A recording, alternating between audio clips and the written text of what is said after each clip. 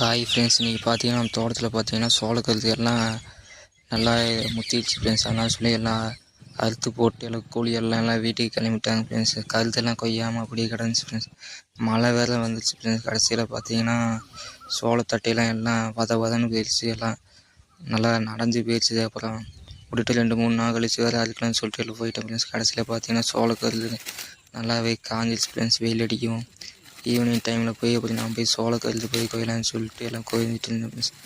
அறுத்து வாய்க்காலில் வேலை போட்டுட்டு இருந்தேன் ஃப்ரெண்ட்ஸ். கடைசியில் பார்த்தீங்கன்னா சாக்கு வேலை எடுத்துகிட்டு வராமல் போயிட்டு, அதனால் ஒவ்வொன்றா எல்லாம் அறுத்து எல்லாம் சாக்கில் போட்டு அறுத்துட்டு இருக்கும்போது பார்த்தீங்கன்னா ஃப்ரெண்ட்ஸ் கையை வேறு அறுத்துக்கிட்டேன் ஃப்ரெண்ட்ஸ்.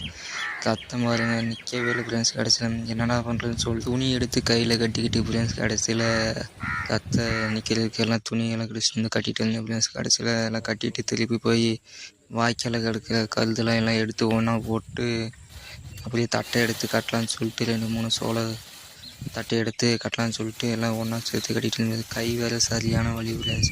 அப்படியே வழியிலேயே தட்டை வேறு கொஞ்சம் லைட்டாக ஈரமாக இருந்துச்சு ஃப்ரெண்ட்ஸ். கொஞ்சம் கட்டுறதுக்கு வேறு ஒரு மாதிரியாக இருந்துச்சு ஃப்ரெண்ட்ஸ்.